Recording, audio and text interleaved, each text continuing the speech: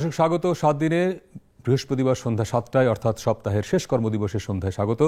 সপ্তাহের আলোচিত এবং বড় খবরগুলো নিয়ে আমরা কথা বলি। এই সপ্তাহের এ পর্যন্ত সবচেয়ে বড় খবর হচ্ছে রাজধানীর ধানমন্ডি 32 নম্বরে বঙ্গবন্ধুর বাড়িতে আগুন, ভাঙচুর এবং সেই সঙ্গে আওয়ামী লীগের অনেক নেতার বাড়িতে ভাঙচুর চালানো হয়েছে ঢাকার বাইরে।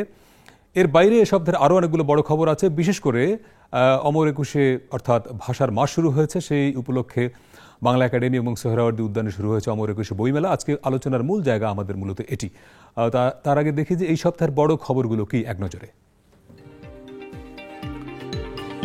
রাজধানীর 32 নম্বরে বঙ্গবন্ধুর বাড়িতে বিক্ষুব্ধ ছাত্র জনতার ফের ভাঙচুর, আগুন। প্রধান উপদেষ্টার হাতে তুলে দেয়া হলো বিচার ও জনপ্রশাসন সংস্কার কমিশনের প্রতিবেদন। বিচারপতি নিয়োগে প্রধান বিচারপতিকে প্রধান করে 9 সদস্যের কমিশন গঠনের জন্য আইন প্রণয়ন। সুপ্রিম কোর্ট সচিবালয় স্থাপন, অধস্থান আদালতের বিচারকদের বদলি, পদোন্নতি ও শৃঙ্খলায় নির্বাহী কর্তৃত্বের অবসান ঘটানো, মন্ত্রণালয়ের সংখ্যা কমিয়ে 25টি এবং জনপ্রশাসনকে 40টি বিভাগে পুনর্বিন্যাসের সুপারিশ।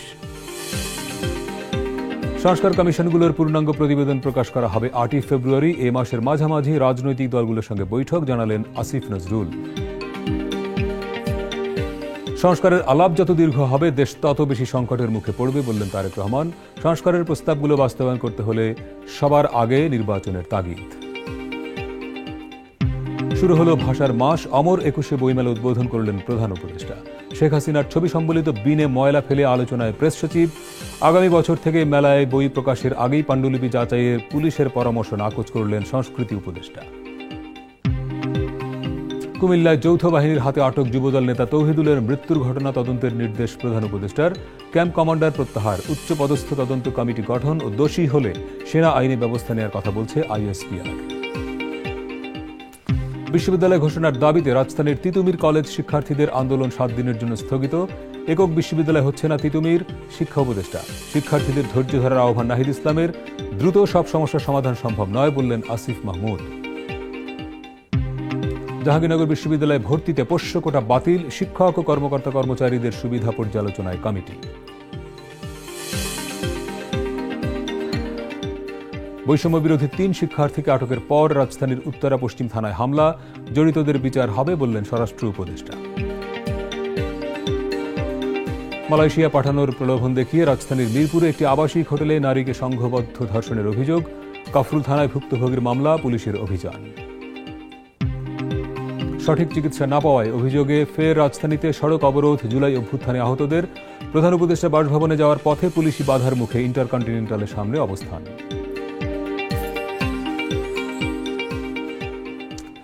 এই ছিল এই সপ্তাহের বড় খবর। আমরা আজকে আমন্ত্রণ জানিয়েছি একজন প্রকাশককে, একই সঙ্গে তিনি প্রকাশক নেতা, বাংলাদেশ টেলিভিশন এবং বেতারের সংবাদ উপস্থাপক নেসারউদ্দিন আইয়ুব। নেসার ভাই কেমন আছেন? এবং খুবই ব্যস্ত সময় আপনার এখন, বইমেলা চলছে, অনেক বই আসবে নতুন। মানে এই মাসটার জন্য আপনারা বেসিক্যালি প্রকাশকরা অপেক্ষা করেন, লেখকরা পাঠকরা অপেক্ষা করেন যে একটা উৎসব, মানে প্রকাশকদের জন্য প্রধানত সারা বছর আপনাদের বই হয়, যদি আপনার প্রকাশনীটা একটু ব্যতিক্রম যে আপনি প্রচুর পাঠ্য বইও প্রচুর প্রকাশ করেন, বিক্রি করেন, কিন্তু তারপরে সৃজনশীল মননশীল বইও আনতে হয়। ফলে ফেব্রুয়ারি মাসকে ঘিরে সারা বছরের একটা প্ল্যান আপনাদের থাকে। তো সেই আলোচনা একটু পরে যাই। শুরুতে প্রশ্ন যেটা, একটা বিশেষ রাজনৈতিক পরিস্থিতির মধ্যে বছরের মেলাটা শুরু হলো। তো এই মেলাটা এবার আজকে 6ষ্ঠ দিন, 6 দিনে মেলা কেমন দেখছেন? মেলা ভালোই হচ্ছে, তবে এবার তো মানুষের প্রত্যাশা বেশি। জুলাই বিপ্লবের পরে আমাদের মধ্যে একটা নতুন বাংলাদেশ প্রতিষ্ঠার যে স্বপ্ন এবং প্রত্যাশা, আর নতুন বাংলাদেশ যদি আমাদের করতে হয়, আধুনিক বাংলাদেশ, যার বিরুদ্ধে এই বিপ্লবটা হয়েছে, যে অন্যায় অবিচারের বিরুদ্ধে, তার প্রেক্ষিতে যেটা আধুনিক বাংলাদেশ, ন্যায়ভিত্তিক বাংলাদেশ গড়তে হয়, তা সেটি হবে জ্ঞানভিত্তিক বাংলাদেশ। আর জ্ঞানভিত্তিক বাংলাদেশ মানে হচ্ছে বই বান্ধব বাংলাদেশ। সেই বই বান্ধব বাংলাদেশের যে যাত্রা শুরু হয়েছে, তার শুরুতেই হচ্ছে এবারের এই বইমেলা। কাজে মানুষের প্রত্যাশা অনেক বেশি, লেখক, পাঠক, সাধারণ মানুষ, ছাত্র, শিক্ষক, সর্বশ্রেণীর মানুষের প্রত্যাশা এবছর বইমেলাকে নিয়ে একটু বেশি, এবং সেটা মেলায় এরই মধ্যে দেখাও যাচ্ছে যে প্রচুর বই বেরোচ্ছে। তারপরে পাঠকরাও এই 6 দিনে আপনি তো অলমোস্ট প্রতিদিনই মেলায় ঢোকার চেষ্টা করেন, মানে মানুষের আনাগোনা আপনি যদি অন্যান্য বছরের সঙ্গে তুলনা করেন যে মেলাটা জমে আসলে 7, 8 বা 10 তারিখের পরে, কিন্তু এই প্রথম 6 দিনে কেমন দেখছেন মানুষের? প্রত্যাশিতভাবে মানুষ বেশি এসছে, তবে শুরুর দিকে সবসময় মেলা একটু মানুষ কম আসে, আর কিছু অব্যবস্থাপনা থাকে শুরুর দিকে, যেমন ধুলো এখন উঠছে মেলায়। আচ্ছা, এটা প্রতি বছরের সমস্যা। এটা পত্রিকায় নিউজ হচ্ছে, গতকালও আমি দেখলাম যে একটা পানি বড় ছিটাচ্ছে কাগজে, দেখলাম যে একটা বড় কাগজে এটা নিয়ে বড় প্রতিবেদন, এবং আমার স্টলের সামনেও দেখেছি প্রচুর ধুলো, মানে মাস্ক পরে আমাদের বিক্রয় কর্মীদের কাজ করতে হচ্ছে। এটা তো একটা অসুবিধা, সেগুলো দীর্ঘ সময় স্টলে থাকতে হয়। কিন্তু ওভারঅল মেলার আয়োজন ভালো, এবং মেলার অবকাঠামো অনেক বৃদ্ধি পেয়েছে, আয়তন বেড়েছে, এবার বেড়েছে। আয়তন বাড়লো কি? এবার কি প্রকাশনা প্রতিষ্ঠান বেশি? প্রকাশনা প্রতিষ্ঠান বেড়েছে, অনেক বেড়েছে। আচ্ছা, মানে গত অনেক বছর বিশেষ করে আমাদের দেশে ধর্মীয় প্রকাশনাগুলো এবং রাজনৈতিক কারণে হয়তো অন্য কিছু কিছু প্রকাশনা এখানে সুযোগ পায়নি বলে অভিযোগ আছে। সেই প্রকাশনাগুলো এবছর এখানে উদারভাবেই মানে অ্যাপ্লিকেশন করতে পেরেছে এবং তাদেরকে সবাইকে দেওয়া হয়েছে, উদারভাবে দেওয়া হয়েছে। বাংলা একাডেমি দিয়েছে এবং প্রচুর বেড়েছে, প্রায় আমার মনে হয় 80টারও বেশি বা 100-র কাছাকাছি নতুন স্টল এবছর পেয়েছে, যেটা অন্য বছর থাকে 8টা, 10টা কিংবা 12টা। এবছর এত বেশি পেয়েছে, সেই অর্থে মেলার আয়তন বেড়েছে।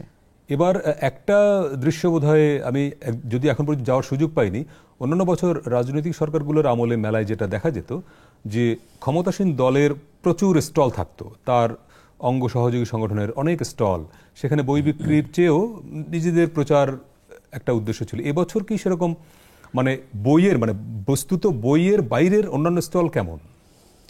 সেটা আমার মনে হয় আগের থেকে কমেছে। এই স্টলগুলো দেওয়া হয় বাংলা একাডেমির প্রাঙ্গণে, হ্যাঁ, আর সোহরাওয়ার্দী উদ্যানে মূলত প্রকাশকরা থাকেন। তো ওইখানে এবছর আমি অতটা দেখিনি, কমেছে, এবং আগের সেই সব প্রতিষ্ঠানগুলো অনেক স্টল পায়নি যেগুলো রাজনৈতিক বিবেচনায় আগে হয়েছিল। এবছর সেগুলো অনেকটা কমেছে, তবে কিছু তো থাকে, কিছু জনহিতৈষী এনজিও, অন্যান্য যে এনজিও না, আমি পলিটিক্যাল সংগঠনগুলো, সেগুলো এবার খুবই কম। তবে আমি জাসাসের স্টল দেখেছি। এই সময়ের প্রেক্ষিতে যে রাজনৈতিক এখনকার পরিবর্তনের প্রেক্ষিতে হয়তো কিছু স্টল পেয়েছে, তবে আগের মতো সেটি অত সংখ্যায় অত না, রাজনৈতিক বিবেচনা অতটা হয়নি। রাজনৈতিক বিবেচনা কি অতীতে আমরা এরকমও দেখেছি না, ধরেন পেশাদার প্রতিষ্ঠান তারাও রাজনৈতিক বিবেচনায় বাদ পড়েছে, এরকম ঘটনাও তো ঘটেছে এবছর। না, অন্যান্য দিনে হয়েছে, সেরকম হয়েছে, অনেক হয়েছে। কিন্তু এবছর কি স্টল দেওয়ার ক্ষেত্রে কোনো রাজনৈতিক বিবেচনা কাজ করেছে, মানে যারা বস্তুতই প্রকাশক, এরকম হয়েছে? না, সেটা বেশি হয়নি, শুধু একটি প্রকাশনার প্যাভিলিয়ন বাতিল হয়েছে। প্যাভিলিয়ন বাতিল মানে কি স্টলও পায় না? না, সে কিছুই পায়নি, তাকে মেলা থেকেই বাতিল করা হয়েছে, জার্নিম্যান বাতিল করা হয়েছে। এছাড়া আর সবাই আছে, সবাই। যদিও কারো কারো অভিযোগ ছিল যে আগের সরকারের আমলে এই সব প্রকাশকরা বেশি সুবিধা নিয়েছে, তাদেরটা বাতিল করা হোক, এবং কয়েকজন প্রকাশক আবার এরকম দাবি টাবি করেছিলেন, কিন্তু বাংলা একাডেমি সেটা শেষ পর্যন্ত আমলে নেয়নি এবং বাংলা একাডেমি সবাইকে স্টল দিয়েছে। মানে এই সুবিধা নেওয়ার বিষয়টা কি আসলে? আমি একজন ব্যবসায়ী হিসেবে বলবো যে সুবিধা নেওয়া একজন প্রকাশকের পক্ষে বেশি সম্ভব না। আচ্ছা, কোন সরকারি সাপ্লাইয়ের ক্ষেত্রে সরকারের গুরুত্বপূর্ণ কমিটি থাকে, সেই কমিটিগুলো বই বাছাই করে, তারপরে যেটিকে সিলেকশন করে, সেটি তো সরকারিভাবে সিলেকশন করা হলো। তো সেটা যদি এখন আরেকজনের বই এখানে হলো না, সে হয়তো অভিযোগ করলো যে উনি অনিয়ম করেছেন বা কিছু। এগুলো আসলে অনুমান নির্ভর, এগুলো সুনির্দিষ্ট প্রমাণ আমি দেখি না। বইয়ের এই কাজটাই তো একটা সৃজনশীল, এবং এইখানে ধরেন যিনি প্রকাশক, তিনি আওয়ামী লীগ করেন, বিএনপি করেন, কিংবা কোনো দল করেন না, এই আলোচনাটাই তো মানে অপ্রাসঙ্গিক আমিও মনে করি। তাই আপনার সাথে একমত যে একজন প্রকাশক যিনি বই নিয়ে কাজ করেন, জাতিকে জ্ঞান নির্ভর জাতি গঠনে কাজ করেন, যিনি আমাদের শিক্ষার্থীরা যাতে জ্ঞান অর্জন করতে পারে সেই নিয়ে কাজ করেন, এরকম একটা সেক্টরে আমাদের রাজনীতি নিয়ে এইভাবে দলাদলি করাটা একেবারেই ঠিক না। অতীত অনেকেই করেনি, কিন্তু দু একজন করেও থাকতে পারে, আবার এখনো হয়তো কেউ দু চারজন থাকতে পারে যে তারা একটু রাজনৈতিক মনোভাব পোষণ করেন, কিন্তু আসলে এগুলো রাজনৈতিক চয়েস তো একজন মানুষের থাকতে পারে, নাগরিক হিসেবে তার তো একটা চয়েস থাকতে পারে, কিন্তু সেটা ধরেন আপনি নেসারউদ্দিন আইয়ুব, আপনি আওয়ামী লীগ করেন, বিএনপি করেন, এটা তো প্রকাশক হিসেবে দরকার নাই। ব্যক্তি জীবনে আপনি একটা পার্টিকে পছন্দ করতে পারেন, কিন্তু অসুবিধা যেটা হয় যে এই বই স্টল দেওয়ার ক্ষেত্রে কিংবা বই তার কাছ থেকে কেনার ক্ষেত্রে এই বিবেচনাটা বিভিন্ন সময় আমরা এই অভিযোগটা শুনেছি যে উনি কোন পন্থী। তো প্রশ্ন হলো একজন বইয়ের প্রকাশক তিনি কোন পন্থী, এইটা খুব জরুরি কিনা আসলে? এটা একেবারে অবান্তর এবং এটা মোটেই উচিত নয়। কিন্তু বাংলাদেশ তো অতিমাত্রায় রাজনীতি প্রবণ জনগণ, এখানে মানে পান দোকানদার কিংবা মুদি দোকানদারও এখানে সবাই রাজনীতি করতে চায়। সেখানে এখানেও কিছু মানুষ এরকম থাকতেই পারে, কিন্তু আমি দেখছি যে সংখ্যাগরিষ্ঠ মানুষ এখানে তারা বই নিয়েই কাজ করেন, প্রকাশনী নিয়ে কাজ করেন, তারা রাজনীতি নিয়ে বা রাজনীতির মত প্রকাশের জন্য অতটা চেষ্টা করেন না। কিন্তু 2-4-5 জন তো থাকতেই পারে, এবং সেটা অতীতেও দেখা গেছে, এখনো কিছু লক্ষ্য করা যাচ্ছে। তবে আমি মনে করি এটা উচিত নয়। আমাদের একটি বইবান্ধব জ্ঞান নির্ভর বাংলাদেশ প্রতিষ্ঠার জন্য ঐক্যবদ্ধভাবে কাজ করা দরকার। তরুণরা বিশেষ করে যারা বইয়ের প্রধানত পাঠক, তারা সোশ্যাল মিডিয়ায় অনেক বেশি এনগেজ, কিন্তু উল্টো দিকে যদি দেখেন যে অনলাইনে বইয়ের বিক্রি তো প্রচুর বেড়েছে। বইয়ের বিক্রির জন্য তো অনেকগুলা মানে সাইট বা অ্যাপ তৈরি হয়ে গেছে, তাই না? অনেক প্রতিষ্ঠান তৈরি হয়ে যারা শুধু অনলাইনেই বই বিক্রি করে, এবং সেখানে তো তার প্রচুর বই বিক্রি হচ্ছে। হ্যাঁ, বই বিক্রি কিন্তু কমেনি, বই বিক্রি আগের থেকে আরো বেড়েছে। আচ্ছা, কিন্তু এবং সারা দেশে বইয়ের দোকানে অফলাইনেও প্রচুর বই বিক্রি হচ্ছে, কিন্তু এটা যতটা প্রত্যাশিত, আচ্ছা, মানুষ যত বেড়েছে, মানুষের ক্রয় ক্ষমতা যত বেড়েছে। এক সময় দেখেন ছাত্র জীবনে আমরা কিন্তু 1টা বা 2টো 3টা শার্ট পরতাম, এখন আমাদের কার কয়টা শার্ট আমরা জানি না। আমাদের অভিভাবকরাও বাচ্চাদেরকে অনেকগুলো শার্ট প্যান্ট কিনে দেন, কাজে অনেক কিছু কিনে দেন। একটা পিৎজা বার্গার এগুলো খাওয়াতে গিয়ে 600-700 টাকা 800 টাকা 1000 টাকা খরচ করে ফেলেন, কিন্তু সেই অনুপাতে বই আসলে ক্রয় করা হয় না। কিন্তু ওই সন্তানের জন্য কিংবা না নিজের জন্য প্রতিনিয়ত কিন্তু বই পড়া উচিত। এই জন্য আমি সবাইকে বলি যে প্রতি মাসে যেমন আপনি অন্যান্য গৃহস্থ সামগ্রী বা প্রয়োজনীয় জিনিস কেনেন, বইও প্রতি মাসে কেনেন, তাহলে নিজের উন্নয়ন হবে, নিজে আলোকিত হতে পারবেন, আমাদের সমাজটা ভালো হবে। এবং বই তো এখন আপনি সব জায়গায় পাবেন, রাস্তার পাশে। আমি তো ওই যে আপনার ধানমন্ডি ওই অঞ্চলে মাঝে মধ্যে হাঁটলে ফুটপাতে প্রচুর, ফুটপাত থেকে অনেক সুন্দর সুন্দর 100 টাকা 150 টাকায় বই পাওয়া যায়। তো 100 টাকায় তো আপনি বললেন পিৎজা বার্গারের কথা বললেন, তা তো পাওয়া যায় না। তো আপনি সন্তানকে নিয়ে যদি হাঁটতে হাঁটতে গিয়ে একটা বই নিয়ে নেন, মানে এই কালচারটা তৈরি করা জরুরি আসলে দরকার। শোনেন, বই নিয়ে কালচার না, শুধু আমাদের কালচারে তো ব্যাপক পরিবর্তন দরকারই, এবং সেটা করতে গিয়ে আমাদের প্রকাশকদের, সরকারের, বিভিন্ন সংস্থার, এনজিওগুলোর সবার একটা ব্যাপক দায়িত্ব নেওয়া উচিত। বই নিয়ে আমরা অনেক পিছিয়ে আছি। এই যে বললেন রাস্তা থেকে কেনা, ধরেন ফুটপাতের বই কিন্তু আমরা ছাত্র জীবনে কিনেছিলাম। আমি সদরঘাটের মোড় থেকে কিনেছি, ডেল কার্নেগির বই কিনেছিলাম। সেই সময় ঢাকায় নতুন পড়তে এসেছি, তখন ওখান থেকে অনুপ্রেরণা নিয়েছি। আবার এখন কিন্তু চারুকলার সামনে সহ বিভিন্ন জায়গায় আপনি দেখবেন যে ফুটপাতে বই আছে, এবং দাম সেখানে খুবই কম। কাজে ওইখান থেকে শুরু করে আবার নিউ মার্কেটের বড় বড় বইয়ের দোকান কিংবা বইয়ের বাজার যেখানে আছে সারা বাংলাদেশে, আমাদের বাংলাদেশ পুস্তক প্রকাশক ও বিক্রেতা সমিতিগত 26,000 সদস্য, মানে 26,000 সদস্য, মানে 26,000 প্রকাশক ও বিক্রেতা সদস্য। এর মধ্যে প্রকাশক সদস্য ধরেন গড়ে সব মিলিয়ে 1,500-2,000 হতে পারে, কিন্তু বাকি কিন্তু 24,000 বিক্রেতা সদস্য।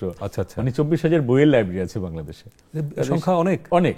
কাজেই এসব জায়গা থেকে আমাদের বই কেনার অভ্যাসটা আরো, সংস্কৃতিটা আরো বাড়ানো দরকার। এক্ষেত্রে যেহেতু সামাজিক যোগাযোগ মাধ্যম, অনলাইন এসবের কারণে ইন্টারনেট ভিত্তিক যেসব অভ্যাস গড়ে উঠেছে আমাদের, সব কারণে বই পড়া কমেছে।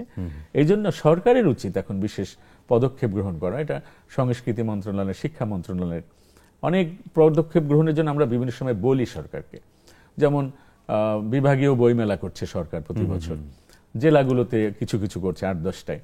এবং গতকালকে ছিল বই দিবস সম্ভবত, এবং বই দিবস উপলক্ষে বিভিন্ন জায়গায় আমরা দেখলাম যে আয়োজন হয়েছে। ধরেন সেটি খুব সামান্য, আচ্ছা, কিন্তু ভালোবাসা দিবসে যা ঘটে বাংলাদেশে, বই দিবসে তার থেকে আরো বেশি ঘটা উচিত, কিন্তু সেটা কিন্তু আমরা করছি না। বিশেষ করে সরকারকে আমরা যেগুলো বলি, সরকার শুনে না। এখনকার এই সরকার, বর্তমানের যেই অন্তর্বর্তীকালীন সরকার, তারা তো নিরপেক্ষ সরকার, এবং তারা তো জ্ঞানভিত্তিক বাংলাদেশ করতে চায়। তারা কিন্তু বড় ধরনের দায়িত্ব পালন করতে পারে, এবং ভবিষ্যতে যে নির্বাচিত সরকার আসবে তাদের এটা করা উচিত, যে সেটা হচ্ছে সকল বিভাগে বইমেলা করা, জেলায় করা, উপজেলা ভিত্তিক করা। ইভেন আমরা বলি যে ইউনিয়ন ভিত্তিক লাইব্রেরি প্রতিষ্ঠা করা যায়। ধরেন বাংলাদেশের যত, কিন্তু চাহিদা যদি না থাকে, যদি মানুষ না পড়ে, আপনি মেলা করে কি করবেন? হ্যাঁ, মেলার ক্ষেত্রে বইমেলা আসলে কিন্তু তুলনামূলক কমই বিক্রি হয়। 21শে মেলায় অনেক প্রকাশক তার খরচ তুলতে পারে না, স্টলের খরচ না। বিশেষ করে বিভাগীয় বইমেলাগুলোতে আমি বিভিন্ন সময় দায়িত্বে ছিলাম, বা সেখানে উদ্বোধনী অনুষ্ঠানে গিয়েছি, দেখেছি যে আমাদের একজন প্রকাশক ঢাকা থেকে গিয়ে আবার যে ফেরত এসছেন, সেই খরচটাও তার ওঠে নাই। আচ্ছা, কিন্তু কথা এখানে না, কথা হচ্ছে অন্য জায়গায়। যেখানে এইটা এরকম একটা দরকারি সেক্টরকে সরকারের আচ্ছা, পৃষ্ঠপোষকতা করতে হবে। সেটি কেমন? সেটি হচ্ছে গভর্নমেন্ট যদি লাইব্রেরির সংখ্যাগুলো বাড়ায়, আমাদের দেখেন জেলা পর্যন্ত শুধু পাবলিক মানে সরকারি লাইব্রেরি আছে, উপজেলা অনেক জায়গায় নেই, কোথাও আছে। এখন যদি সকল উপজেলায় সরকার একটা বড় লাইব্রেরি করে, সেখানে কিন্তু মানুষ আসবে যাবে, সেখানে যদি সেমিনার একটা কমিউনিটি তৈরি হয়। হ্যাঁ, এটা খুব ভালো পয়েন্ট। এই জায়গা থেকে আরেকটু ডিটেইল আলোচনা যাবে। আমি এখান থেকে আরেকটা কথা একটু বলবো। একটা বিরতি থেকে আসছি আপনার কাছে, এই পয়েন্টই আসবো। দর্শক, একটা ছোট্ট বিরতির সময় হলো, ফিরছি একটু পরেই, সঙ্গে থাকবেন।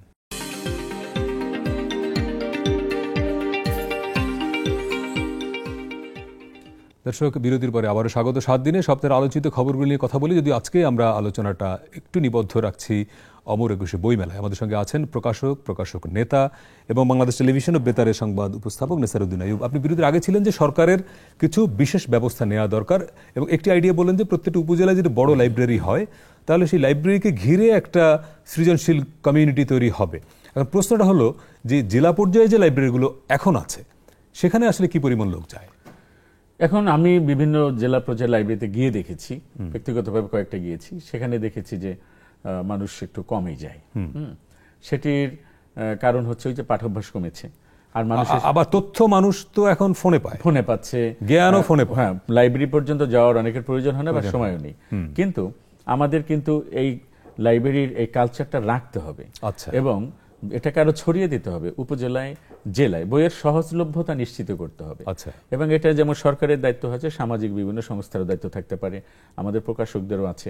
আমরা প্রকাশকরা পারি ভালো বই বের করে দিতে, কিন্তু আমরা তো সমাজে বিক্রি করতে পারি বই, কিন্তু আমরা তো সমাজে এটিকে স্বেচ্ছাসেবামূলক দান করতে পারি না। এটি কজন পারে? কাজেই কাজটি সরকারের দিক থেকে হতে হবে এবং সামাজিক বিভিন্ন সংস্থা থেকে হতে হবে। সবচেয়ে বড় কথা, আপনি একটা আইডিয়া দিয়ে গভর্নমেন্ট যদি নিতে চায়, সে সরাসরি আমার এটা যদি শুনে নিতে পারে, সেটি হচ্ছে সকল বিভাগ, সকল জেলা, সকল উপজেলায় সরকারি উদ্যোগে সমৃদ্ধ পাঠাগার, যেই পাঠাগারগুলো আছে সেগুলোকে আরো সমৃদ্ধ করা, যেগুলো নাই সেগুলো প্রতিষ্ঠা করা, এবং ইউনিয়ন পর্যায়ে পাঠাগার প্রতিষ্ঠা করা। প্রত্যেক ইউনিয়নে কিন্তু একটা ভবন আছে, এই ভবনে একটি বড় লাইব্রেরি কক্ষ প্রতিষ্ঠা করা। এবং আরো পারে সরকার স্কুল, কলেজ এবং প্রাইমারি স্কুলগুলোতে একটা লাইব্রেরি প্রতিষ্ঠা করতে পারে, বাধ্যতামূলক করে দিতে পারে সরকার। তখন হবে কি, রন্ধ্রে রন্ধ্রে বইয়ের সহজলভ্যতা পৌঁছে যাবে এবং মানুষ সহজেই বই হাতের কাছে পেলে তো মানুষ একটু বেশি পড়বে। আগে আমাদের সহজলভ্যতা নিশ্চিত করতে হবে, সুযোগ নিশ্চিত করতে হবে, তারপর তো মানুষ পড়বে। এবং বই পড়ার জন্য আমি বলি সরকারকে বিজ্ঞাপন দিতে হবে, যেমন সরকার দিত পরিবার পরিকল্পনা। আপনার শিশুকে টিকা দিন, হ্যাঁ টিকা দিন, এখন লিখতে আপনার শিশুকে বই দিন, বই পড়ান, বা আপনি নিজেকে উজ্জ্বল রাখার জন্য, জ্ঞান অর্জন করার জন্য নিয়মিত বই পড়ুন। হ্যাঁ, আপনার সাফল্যের জন্য বই পড়ুন, আনন্দের জন্য বই পড়ুন, ভালো থাকার জন্য বই পড়ুন, সুন্দর সমাজ গঠনের জন্য বই পড়ুন। এইসব আমাদের প্রচুর বিজ্ঞাপন দেওয়া উচিত এবং সরকার এটা ইজিলি পারে। টেলিভিশনগুলোকে সরকার ফ্রি বিজ্ঞাপন দেওয়া হতে পারে 2-1 মিনিট প্রতিদিন। আপনাদের এই টেলিভিশনকে যদি গভর্নমেন্ট বলে যে জনস্বার্থে প্রতিদিন 2 বার এই বিজ্ঞাপনটি বাজানো হবে, মাত্র। আপনাকে মনে হয় বিজ্ঞাপন দিয়ে এই ভালো ভালো কথা বলে পাঠক বাড়ানো সম্ভব? সেটা অবশ্যই সম্ভব। মানুষ তো আসলে অভ্যাস সহজে পরিবর্তন করে না, যেগুলো বারবার শুনে। এবং বই পড়ার উপযোগিতারা বোঝে সবাই, আলস্যের কারণে পড়ে না, সময়ের সুযোগের অভাবে পড়ে না, কিন্তু এখনকার প্রযুক্তির সহজলভ্যতার কারণে পড়ে না। কাজে মুদ্রিত বইয়ের দিকে আমাদের মানুষকে নিতেই হবে, সেটা নিয়ে আমি এগুলো বলছি। রাইট। ধরেন এখন কিন্তু এবার আমরা গত বছর বইমেলায়ও যেটা দেখলাম যে অনলাইন বুক, মানে আপনি চাইলে ফোনেই পুরো বইটা পড়তে পারছেন, এরকম অনেক অ্যাপ তৈরি হয়েছে। ফলে তরুণরা যদি মনে হয় যে না, সে লাইব্রেরিতে যেতে চায় না বা দোকান থেকে বই কিনবে না, সেই সুযোগও তো তার আছে। খুবই অল্প পয়সা খরচ করে সে অনেকগুলো বই পড়তে পারছে। ফলে এইটাও এখানেও সরকার একটু নজর দেওয়া দরকার কিনা, যে ঠিক আছে তুমি কোনো না কোনো ফর্মে অন্তত পড়ো। এইটা সরকার তো অবশ্যই নজর দেওয়া উচিত এবং সরকার এই মানে ডিজিটাইজেশনের যে সরকারি পরিকল্পনা, সেগুলোর মধ্যে নিশ্চয়ই এগুলো আছে, কোথাও কোথাও হচ্ছেও, সেটি তো করতেই হবে। তবে আমাদের মুদ্রিত বইয়ের দিকেই থাকতে হবে বেশি, এই কারণে যে অনলাইনে কিন্তু পড়ার এখন যে উপাদান আছে শেষ নেই, হাজার হাজার লাখ লাখ বই আছে, কিন্তু একটা স্ক্রিনে আমি কতক্ষণ পড়তে পারবো, এটা তো আমাদের চোখের বিষয় আছে। আমাদের চোখ তো ন্যাচারাল, আমরা মানুষ কিন্তু নিজে অ্যানালগ, কিন্তু বেশি দিন বেশিক্ষণ আলোর দিকে চেয়ে থাকবেন, আপনার মাথা ঘুরাবে, কিছুক্ষণ চোখের পাওয়ার কমে যাবে। মানুষ নিজে অ্যানালগ, সে ডিজিটালের উপর শতভাগ নির্ভর করতে পারবে না। এই জন্য বলি যে আমাদের মুদ্রিত বইয়ের দিকেই থাকতে হবে এবং থাকার জন্য উৎসাহিত করতে। আমরা যুক্ত করেছি অনলাইনে কবি হুসাইন আলমগীরকে, তিনি উপসচিব বাংলাদেশ সরকারের সংস্কৃতি বিষয়ক মন্ত্রণালয়। জনাব হুসাইন আলমগীর, আপনাকে স্বাগত। আপনাকে যুক্ত করার দুটি কারণ: এক, আপনি নিজে লেখক, কবি, সেই সঙ্গে এমন একটি মন্ত্রণালয়ে কাজ করেন যাদের কাজ আসলে এই আজকে আমরা জানি আলোচনা করছি, বই, সৃজনশীলতা, বিকাশ। দুটি বিষয়, যে এবছর বইমেলায় আপনার কি বইপত্র আসছে কিনা, এক। আর দুই, এই তথ্য প্রযুক্তির সময় আপনার কি মনে হয় যে আমাদের পড়ার যে অভ্যাস, অন্তত আপনার শৈশব কৈশোরের যে অবস্থায় ছিল রিডিং হ্যাবিট, সেই জায়গা থেকে আমরা অনেক সরে গেলাম? ধন্যবাদ। প্রথমে আমি কৃতজ্ঞতা জানাচ্ছি নেক্সাস টেলিভিশনকে। আর আমি আপনাদের মাধ্যমে এটা জানাতে চাই যে আমার 4টি বই এবারের মেলায় আসছে। আমি প্রথম শিশু তোষ আমি সাধারণত লিখিনি আগে। আমার যে সকল কাব্যগ্রন্থ প্রকাশিত হয়েছে সবগুলোই প্রাপ্তবয়স্ক বা অ্যাডাল্টদের জন্য। অনেকগুলো মানুষের অধিকার, অত্যাচার, অবিচার, নিপীড়নের বিরুদ্ধেই মূলত আমার কথা বলা, যার কারণে আমি শিশুদের নিয়ে আমি এতদিন পর্যন্ত তেমন একটা কিছু লিখিনি।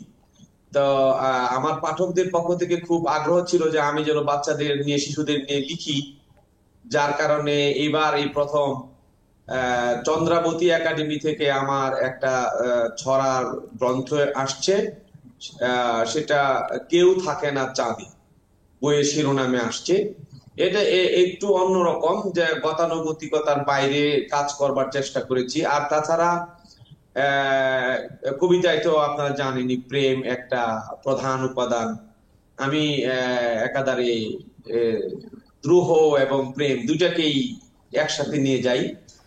তো আমার এবছর প্রেমের কবিতা আসবে দুইটি, একটা অনন্যা প্রকাশনী থেকে আসবে, আর আরেকটা আসবে বিশ্ব সাহিত্য ভবন থেকে। আর আমার যে দ্রোহের কবিতা, যেগুলো অনাচার অবিচারের বিরুদ্ধে, মানুষের রাষ্ট্রীয় শোষণের বিরুদ্ধে যে সকল ছিল, আমার যে মানুষের উপরে যে নির্যাতন, নিপীড়ন, মানুষের দুঃখ দুর্দশা নিয়ে যেগুলো লেখা ছিল, সেই কবিতাগুলো নিয়ে একটা বই আসছে মাতৃভাষা প্রকাশ থেকে। মোট 4টি বই আমার আসবে। আচ্ছা, আমি যতটুকু বুঝতে পেরেছি আপনার প্রশ্নের দ্বিতীয় অংশটা যদি আমি বুঝে থাকি, আমাদের ছোট সময় যে পড়বার যে মানসিকতা বা রিডারদের যে ছিল, এটা এখন কেমন? এক কথায় বলতে গেলে কি, যে সময়ের সাথে সাথে সবকিছু পরিবর্তন হয়।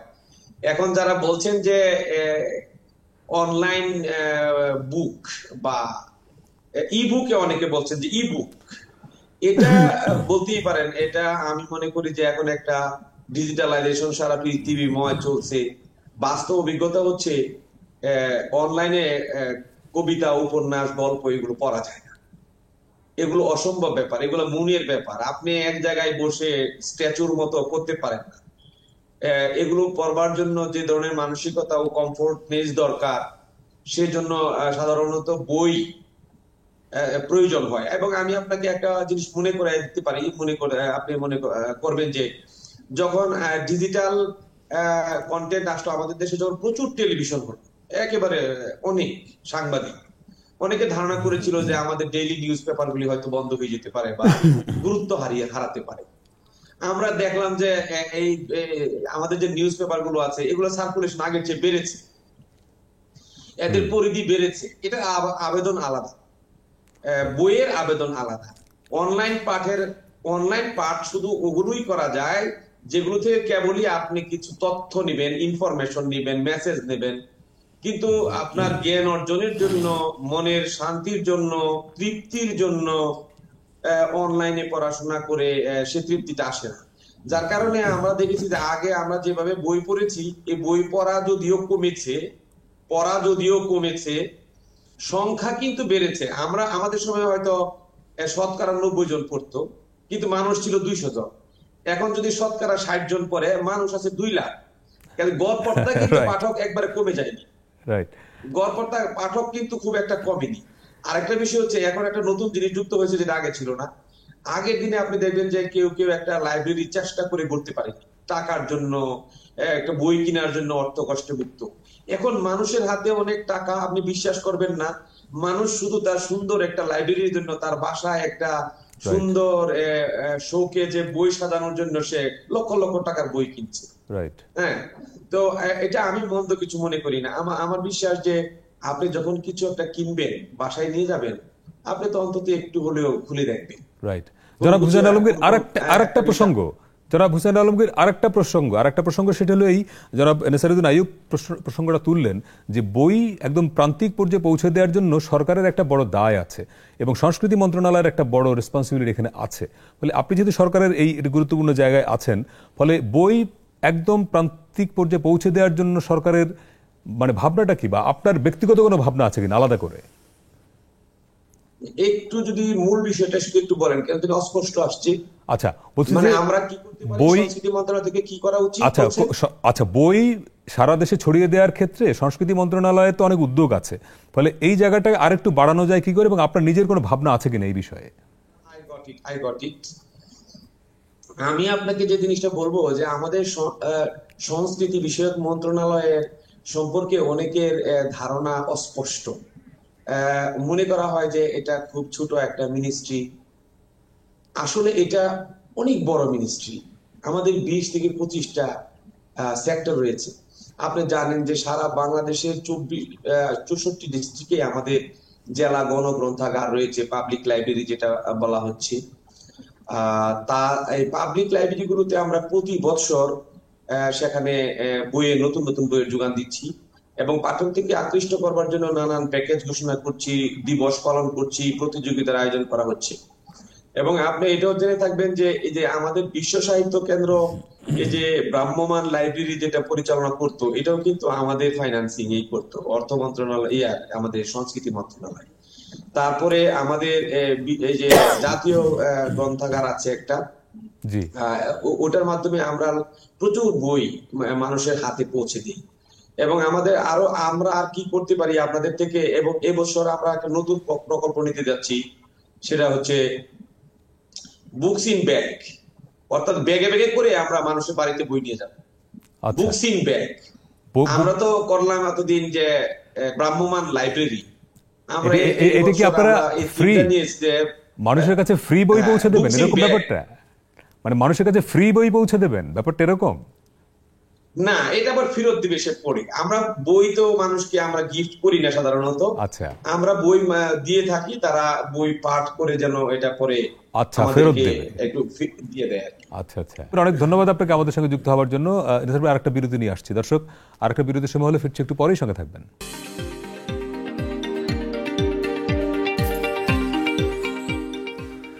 দর্শক, বিরতির পরে আবারও স্বাগত 7 দিনে। আজকে সপ্তাহের আলোচিত খবরগুলো নিয়ে কথা বলছি। এই সপ্তাহের বড় খবর যদিও রাজনৈতিক, কিন্তু আমরা ফোকাস করছি অমর একুশে বইমেলা নিয়ে, এবং আমাদের সঙ্গে স্টুডিওতে আছেন নেসারুদ্দিন আইয়ুব, তিনি একজন প্রকাশক।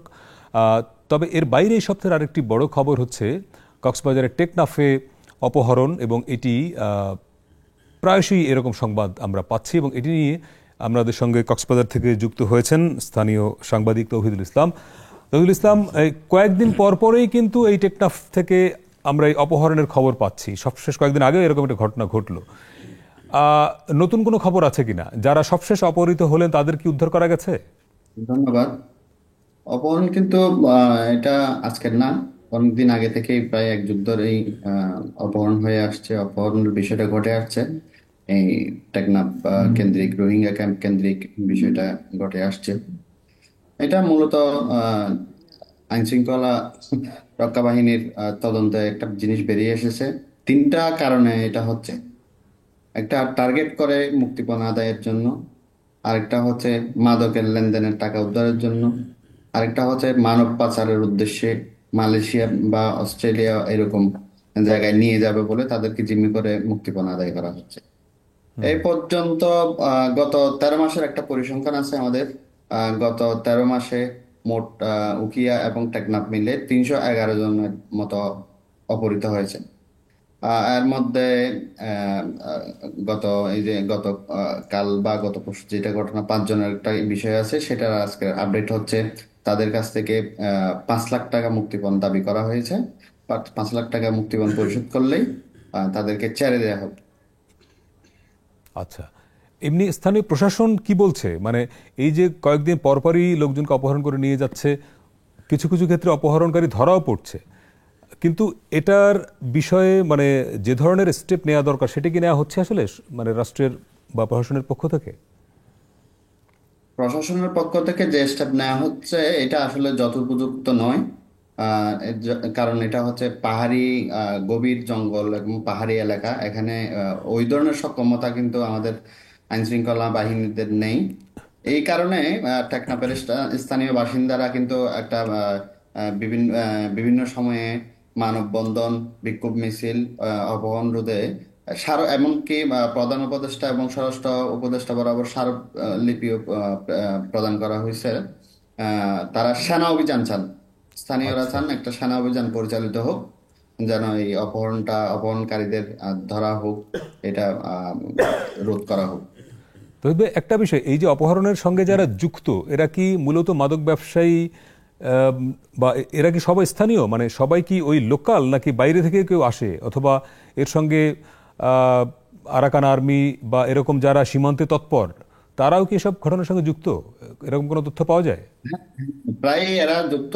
স্থানীয় আছেন, স্থানীয় প্রভাবশালী আছেন, রোহিঙ্গা আছেন, তারপরে আরাকান আর্মি, আরএসও এই ধরনের লোকও থাকার সম্ভাবনা আছে। যেটা এই তো মানে এটা পরিষ্কার না তারা আছেন কিনা, কিন্তু থাকার সম্ভাবনা এড়িয়ে দেয়া আচ্ছা যায় না। আচ্ছা আচ্ছা আচ্ছা। আর স্থানীয় প্রভাবশালী তো আছেনই। জি, তৌহিদুল ইসলাম, অনেক ধন্যবাদ আপনাকে আমাদের সঙ্গে যুক্ত হওয়ার জন্য। নিসার ভাই, একটু অন্য প্রসঙ্গে যাই। এই সপ্তাহের আরেকটা বড় খবর হচ্ছে গতকালকেই বিচার এবং জনপ্রশাসন সংস্কার কমিশন তাদের প্রতিবেদন দিয়েছে প্রধান উপদেষ্টার কাছে, এবং এর আগেও আরও কয়েকটি কমিশন প্রতিবেদন দিয়েছে, আরও কয়েকটি হাতে আছে। সব কিছু মিলিয়েই একটা সংস্কার, এই সরকার দায়িত্ব নেওয়ার পর থেকে সংস্কার শব্দটা খুব আমরা শুনছি, যেখানে সংস্কার হবে ওখানে সংস্কার হবে। আসলে কি সংস্কার হচ্ছে বলে মনে হয়? আপনি তো বললেন যে সংস্কার শব্দটি আমরা অনেক শুনছি। প্রশ্ন হচ্ছে শুনছি কেন? শুনছি এ কারণে যে সংস্কার গণমানুষের মধ্যে প্রয়োজনীয়তা বোধ হচ্ছে সংস্কারের।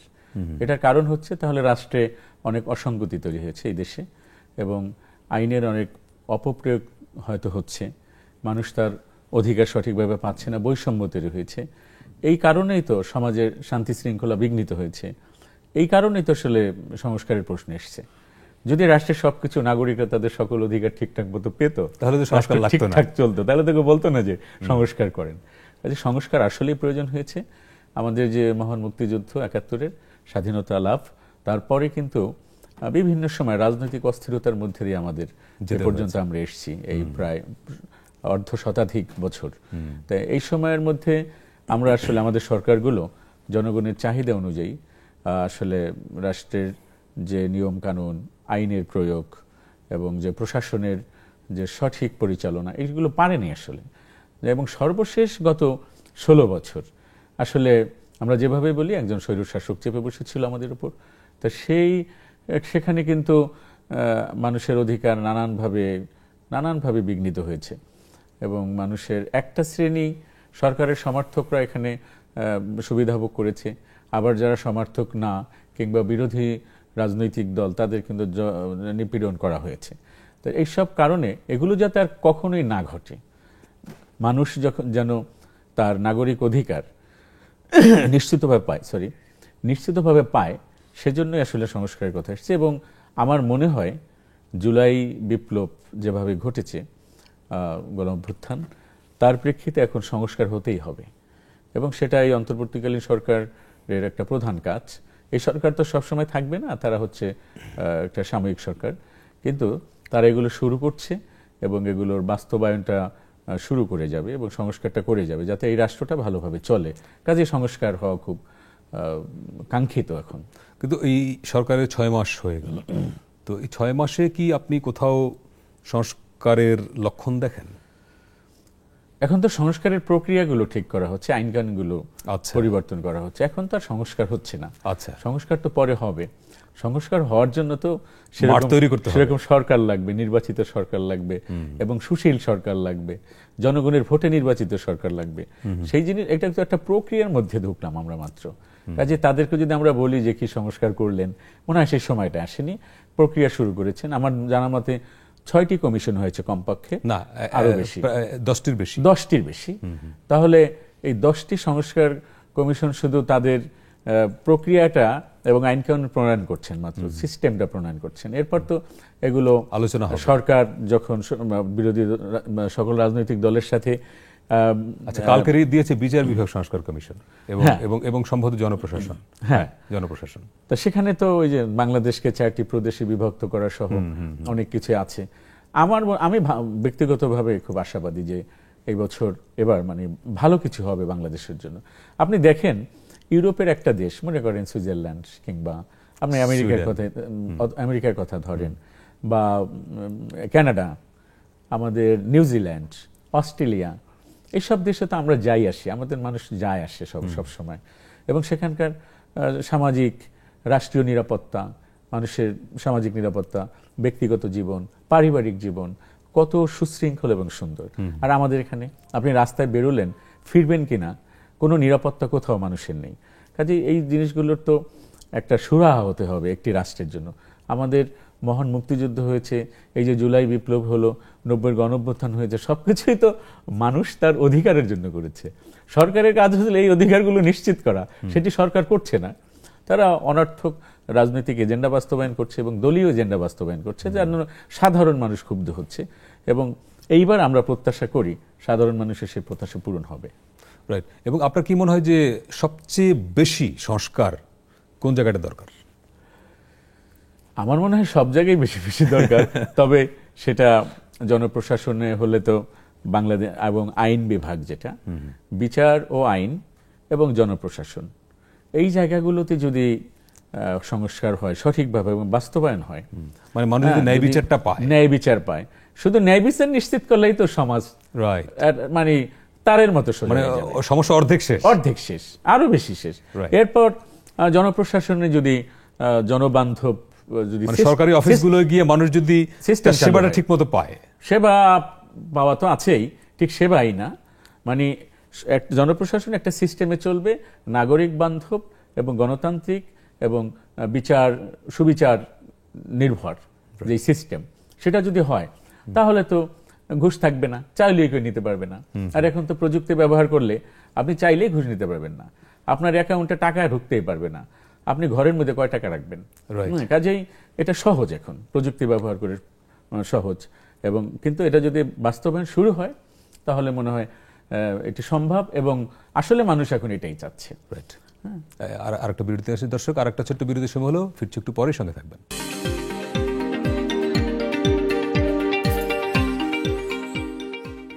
বিরতির পরে আবারও স্বাগত 7 দিনে। আজকে আমরা এই সপ্তাহের আলোচিত খবরগুলো নিয়ে কথা বলছি। আমাদের সঙ্গে আছেন নেসারউদ্দিন আইয়ুব, প্রকাশক নেতা এবং সংবাদ উপস্থাপক।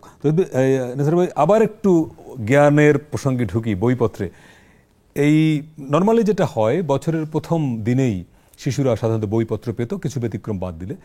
কিন্তু এবছর কিন্তু ফেব্রুয়ারি মাস শুরু হয়ে গেল, এখন পর্যন্ত অনেক শিশু বা স্কুল মাধ্যমিক পর্যায়ে, প্রাথমিক পর্যায়ে বই পায় নাই। আপনি যেহেতু প্রক্রিয়ার সঙ্গে পরোক্ষভাবে যুক্ত, এটা কোনো অসুবিধা তৈরি করছে কিনা, যে বা এতদিন লাগছে কেন, এবং এর ফলে টোটাল আমাদের যে এডুকেশন সিস্টেমে কোনো নেতিবাচক প্রভাব পড়ছে কিনা? আসলে বই তো জানুয়ারির প্রথম সপ্তাহে ছাত্ররা যাতে সংগ্রহ করতে পারে বা পেয়ে যায়, সেটি প্রত্যাশিত এবং এটার প্রয়োজনে রয়েছে। এর বাইরে গেলেই তো শিক্ষা ব্যবস্থায় কিছু অসুবিধা হয়। এবং এবছর যেটা ঘটেছে যে জানুয়ারির 1 তারিখ থেকে অল্প কিছু বই ছাত্ররা পেয়েছে, এরপর এখনো কিন্তু সবাই পায়নি। এ নিয়ে সরকারের চেষ্টার আমি কোনো কমতি দেখি নাই। গভর্নমেন্ট যথেষ্ট চেষ্টা করছে, শিক্ষা মন্ত্রণালয় এবং এনসিটিবি। বিশেষ করে আমরা যারা একাডেমিক পাবলিশার, আমিও একজন, আমাদের স্কলার্স পাবলিকেশনস আছে, মাতৃভাষা প্রকাশ আছে, এই যে বই মেলার এইসব বই ছাপতে আমরা সরকারকে সহযোগিতা করতে গিয়ে প্রেসে এবং বাইন্ডিংয়ে সরকারকে একটা সুযোগ দিয়েছি আমরা, এখনো সেটা দিয়ে যাচ্ছি।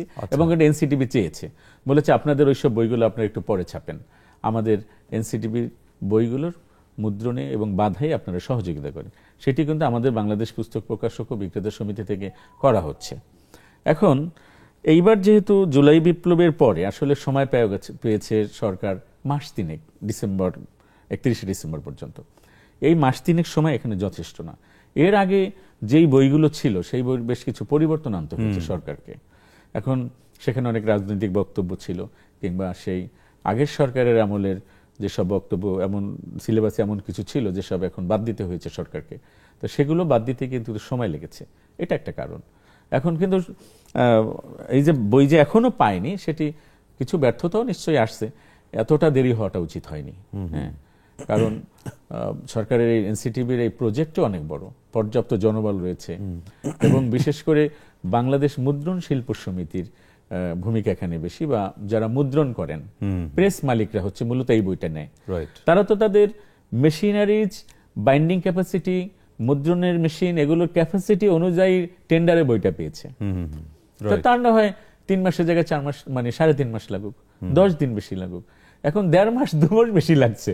ফেব্রুয়ারি মাসে যে সবাই পেয়ে যাবে তার কোনো নিশ্চয়তা এখন পর্যন্ত নাই। এবং এবছর কিন্তু ওই আপনার যে কারিকুলাম কিছুটা চেঞ্জ হয়েছে, অর্থাৎ আগে যেরকম ছিল ওই জায়গা থেকেও এই সরকার সরে আসার চেষ্টা করছে।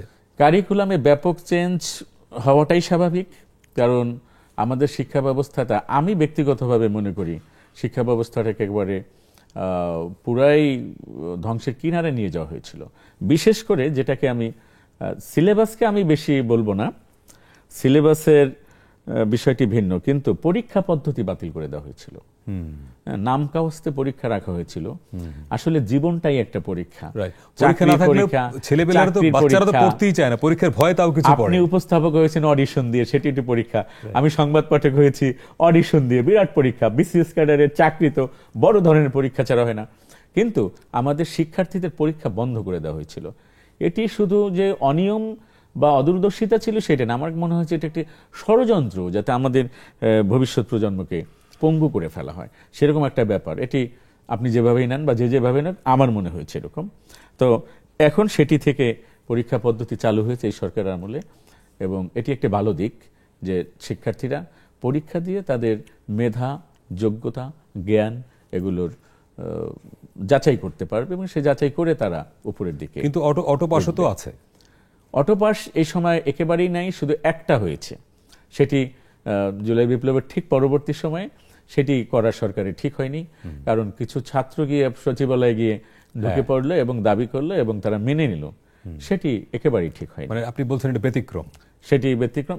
এখন আর অটোপাসের প্রশ্ন মনে হয় আসবেও না, আসার সুযোগও নেই, এবং সরকার হয়তো সেগুলোর মানবেও না, এটা আমার ধারণা। এবং এই সপ্তাহ জুড়েই ঢাকায় তিতুমির কলেজ খুব আলোচনায় ছিল। আপনি জানেন ঢাকা শহরের ভেতরে যে বড় 7টি কলেজ, এই 7টি কলেজ ছিল বা এখন পর্যন্ত আছে ঢাকা বিশ্ববিদ্যালয়ের অধীনে, যেগুলো ছিল একসময় জাতীয় বিশ্ববিদ্যালয়ের অধীনে। কিন্তু সরকার সিদ্ধান্ত নিয়েছে 7টিকে নিয়ে আলাদা একটা বিশ্ববিদ্যালয় করবে, তিতুমির চাচ্ছে তাদেরকে আলাদা করে দিতে। এবং এই দাবি নিয়ে কিন্তু আন্দোলন, রাস্তা অবরোধ, রেল লাইন অবরোধ, অনেক কিছু হলো, এবং 1 সপ্তাহের জন্য আন্দোলন স্থগিত করেছে, যদিও সরকার বলেছে না, তিতুমিরকে আলাদা বিশ্ববিদ্যালয় করা যাবে না। এই বিষয়টা আপনি কিভাবে দেখেন একটু দূর থেকে? দেখেন, 7 কলেজকে ঢাকা বিশ্ববিদ্যালয়ের অধীনে নেওয়াটাই ছিল অযৌক্তিক এবং হাস্যকর। এটি তখন কেন নেওয়া হয়েছিল, কারা নিয়েছিলেন? আমি ঢাকা বিশ্ববিদ্যালয়ের একজন প্রাক্তন ছাত্র হিসেবে আমার কাছে এটা খুবই অগ্রহণযোগ্য মনে হয় যে ছোট ছোট কয়েকগুলো কলেজকে, এগুলো তো জাতীয় বিশ্ববিদ্যালয়ের আন্ডারে, সে সারা দেশের জাতীয় বিশ্ববিদ্যালয়ের অধীনের কলেজগুলো যেভাবে চলে, এই কলেজগুলো সেভাবেই চলবে।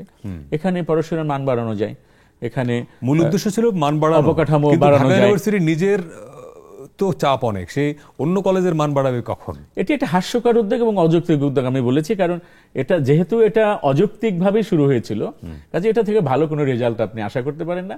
সেগুলোই নানান রকম পার্শ্ব প্রতিক্রিয়া দেখতে পাচ্ছেন একটা খারাপ উদ্যোগের। কাজেই এগুলো আসলেই ভুল ছিল, এবং এই ভুলের একটা সমাধান হয়তো এখন হতে যাচ্ছে। কিন্তু তিতুমির শিক্ষার্থীরা স্থির যে না, তারা আলাদাই চায়। তিতুমিরের শিক্ষার্থীরা যা করছে সেটি ব্যক্তিগতভাবে আমি একেবারে সেটার বিরোধী, কারণ তারা এটা পারে না। একটি বিশ্ববিদ্যালয়ের ছাত্ররা বলতে পারে না যে আমরা রাস্তা বন্ধ করলাম, আমাদের এটাকে, সরি, একটি কলেজের ছাত্ররা কখনোই বলতে পারে না যে আমরা রাস্তা বন্ধ করে দিলাম, রেল লাইন বন্ধ করে দিলাম, আমাদের দাবি না মানলে আমরা এভাবে আন্দোলন চালিয়ে যাব, এটাকে বিশ্ববিদ্যালয় করতে হবে।